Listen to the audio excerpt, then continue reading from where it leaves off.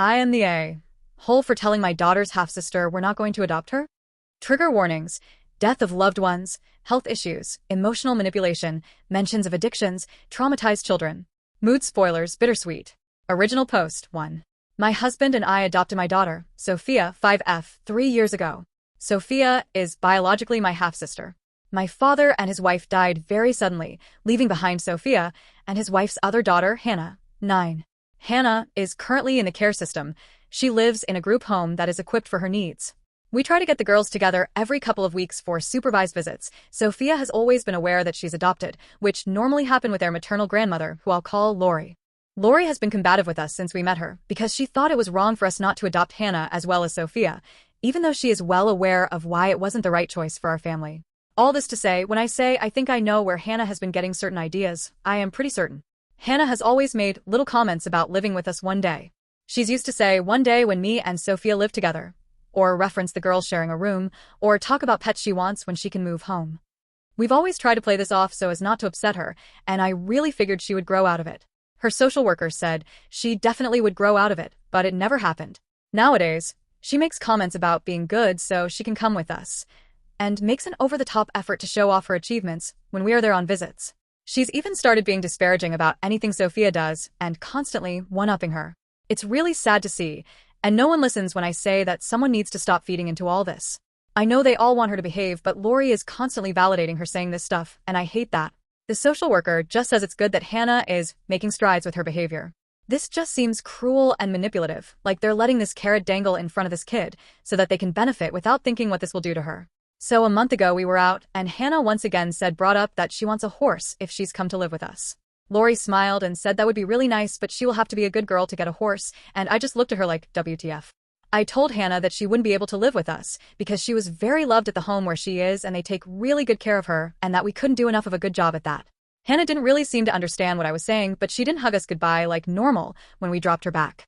When we picked her up the last 2 times to go out, she was really quiet and sullen and didn't want to do anything. She wouldn't play or take part in anything we did. According to Lori, Hannah has been acting up at home and school as well.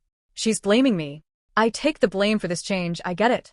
But I still feel like ultimately someone needed to have that conversation with Hannah, because how long was she meant to believe she could earn being adopted? And how bad was it going to be to come to the realization in however many years that everyone lied to her? But I'm also worried that I've damaged things, because if Hannah stops wanting to see Sophia, I'll have ruined their relationship. And I'm not a trained professional, I maybe didn't say it in the right way. Her social worker didn't think it was a problem, so many I should have left it. I feel crappy about it, even though I don't think I was wrong in my intentions. So, I am the a-hole? Relevant comments clarifies her relationship with her father and his wife before their passings, and if Sophia understands she is adopted. Original poster. Firstly, I never met Hannah's mother. My father was absent in my life for many years before they got together, because he was an addict and a bad person. I saw him very rarely, and even then it was mostly because he was begging for something. He was not in my life. I only met Sophia after he died. Yes, Sophia knows she's adopted. She doesn't know that my dad was her dad, but she knows we are related, but not her biological parents. And yes, if Sophia wasn't my half-sister, I wouldn't have adopted her. Because we never planned to adopt. We planned to have a biological child, but Sophia came into our lives and the plan changed. That's not a gotcha. I didn't grow up my whole life planning to adopt, so how would the situation have come about if she wasn't related to me? We didn't choose not to adopt Hannah because of some misplaced hatred for a woman we never met. We chose not to adopt her because we were not financially or emotionally equipped to give her the care she needs. And that does for every other child on earth that we haven't adopted. In life, it's your job to know what you can take on. Original poster explains her conversations with a social worker about Sophia and Hannah having chances of being adopted together. Original poster. The social worker told me repeatedly they had almost no chance of being placed together. Sophia had a very good chance for adoption, Hannah didn't. They were going to place them separately after a period of time so that Sophia could get adopted. If it wasn't us, it was probably going to be someone else. Someone else after a period of trauma for her. If they said they were definitely going to keep them together, maybe we'd have chosen differently.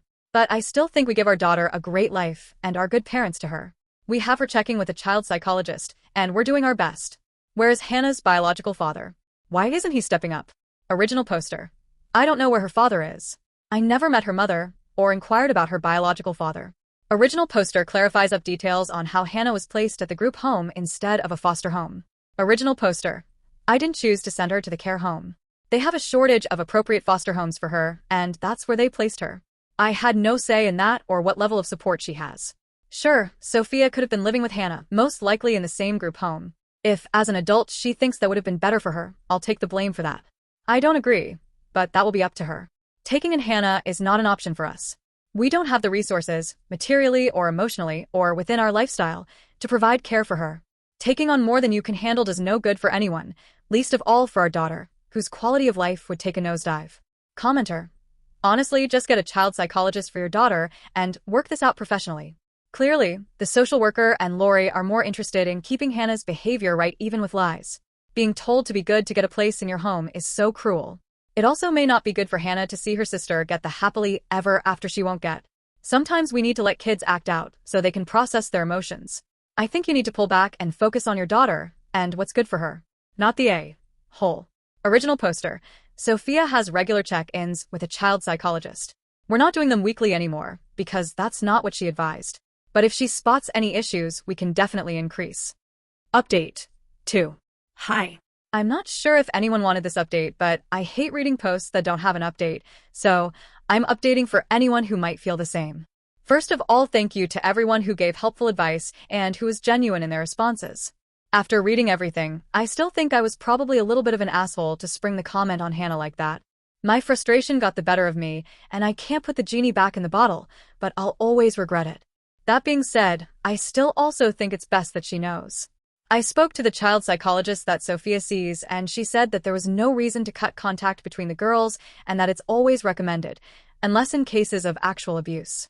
So, we've continued the visits. However, as some people suggested, we've now stopped doing them with Lori or me involved. The girls now see each other as Hannah's group home, and a care worker is able to supervise the visits.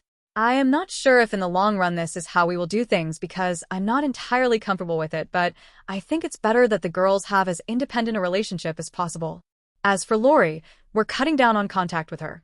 I know she is Sophia's grandmother, and I don't doubt that she loves her, but she hasn't been a constructive influence so far, especially when we told her about the visiting plan going forward, so we are keeping her at arm's length. She will still see Sophia if she wants, but at our convenience, and with the understanding that she be more respectful. I'm not sure what else to include, as it's not been a very explosive conclusion to the issue. But I think things have worked out for the best.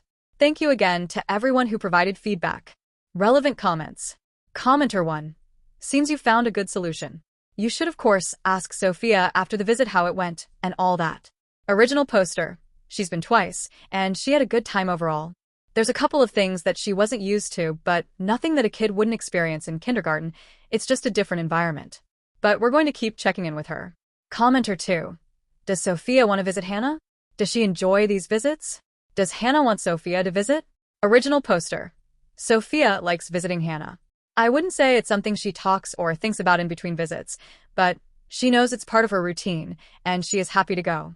I guess it's like seeing a cousin. You don't necessarily miss them or beg to see them, but you have fun when you're together.